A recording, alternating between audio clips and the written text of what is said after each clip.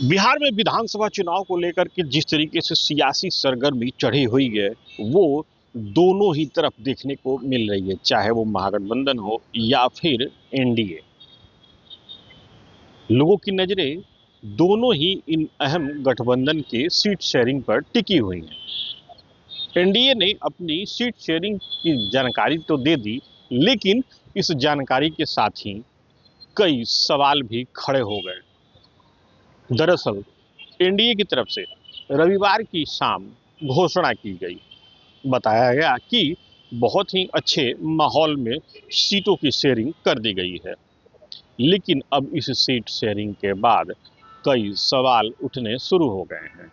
सवाल ऐसे कि उसका जवाब ना तो बीजेपी दे रही है और ना ही कोई और पार्टी। दरअसल चिराग पासवान की पार्टी को 29 सीटें सीट शेयरिंग के तहत मिली हुई हैं।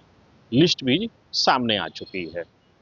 हम पार्टी को 6 सीटें मिली और उपेंद्र कुशवाहा को भी 6 सीटें मिली हैं।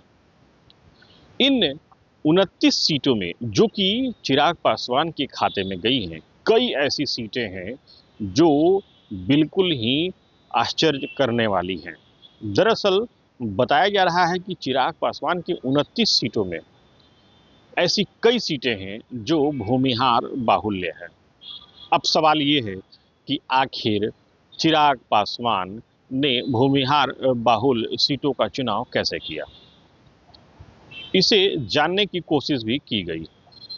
चिराग पासवान के खाते में जो सीटें गई हैं उनमें ब्रह्मपुर, अगियाव, सोनबरसा जैसी कई ऐसी सीटें हैं जो भूमिहार बाहुल्य हैं। चर्चा ये है कि एक तरफ जहां आरजेडी भूमिहार समाज को जोड़ने में लगी है, वहीं दूसरी तरफ भारतीय जनता पार्टी के ऊपर प्रेशर क्या था। भारतीय जनता पार्टी ने आखिर किस प्रेशर में आकर के इस सीट शेयरिंग को ओके किया। हालांकि जब इस बात को लेकर के भारतीय जनता पार्टी से या फिर चिराग पासवान की पार्टी से प्रतिक्रिया लेने की कोशिश की गई, तो उन्होंने इस मुद्दे पर प्रतिक्रिया देने से इनकार कर दिया। बताया तो ये भी जा रहा है कि कुछ ऐसी भी सीटें हैं जिनको लेने के लिए चिराग पासवान ने पूरा जोर लगा दिया था। इनमें गोविंदगंज जैसी सीट भी शामिल है।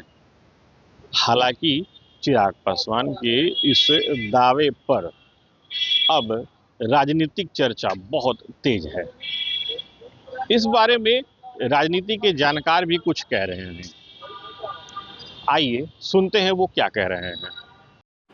देखिए, ये तो स्पष्ट है कि जिस तरह से एनडीए में सीट बंटवारे में चिराग पासवान की आप कह सकते हैं एक तरह से दबदबा रहा, तूती बोली, क्योंकि उन्हें 29 सीटें मिली हैं और निश्चित तौर पर उस मुकाबले में 6-6 सीटें मिली हैं मांझी जी की पार्टी को और उपेंद्र कुशवाहा जी की पार्टी को। वो कहीं ना कहीं से संकेत है कि अपनी बात मनवाने में चिराग पासवान सफल हुए हैं, एनडीए को समझाने में सफल हुए हैं और अपना दबदबा भारतीय राजनीति में बिहार को लेकर एक बार फिर से उन्होंने ये समझा दिया है कि वो बहुत मजबूत कड़ी हैं और रामविलास पासवान जी की विरासत उन्हीं के पास है। जहाँ तक सीटों की है, कौन सी सीटें कैसे किन सीटों को वो लेंगे, इसमें कुछ संकेत जो मिल रहे हैं उसमें ये है कि कुछ भूमिहार बहुल सीटों पर उन्होंने अपनी दावेदारी पेश की है।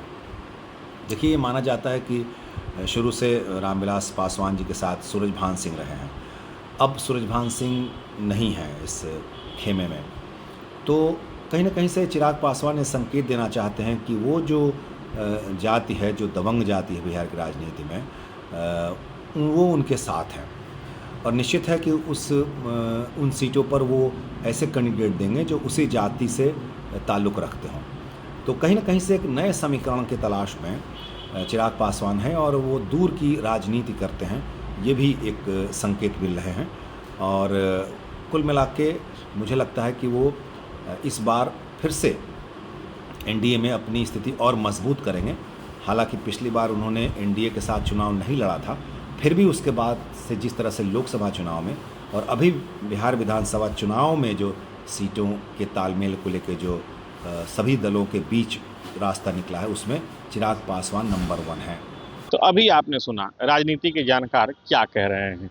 दरअसल सीट शेयरिंग के बाद यह जानकारी भी सामने आई थी कि सोमवार को एनडीए की ज्वाइंट प्रेस कॉन्फ्रेंस हो सकती है।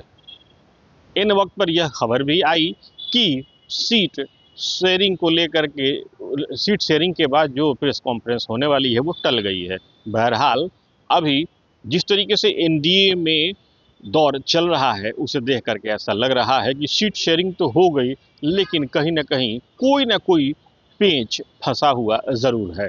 Sujeet Kumar, TV 9 digital, Patna.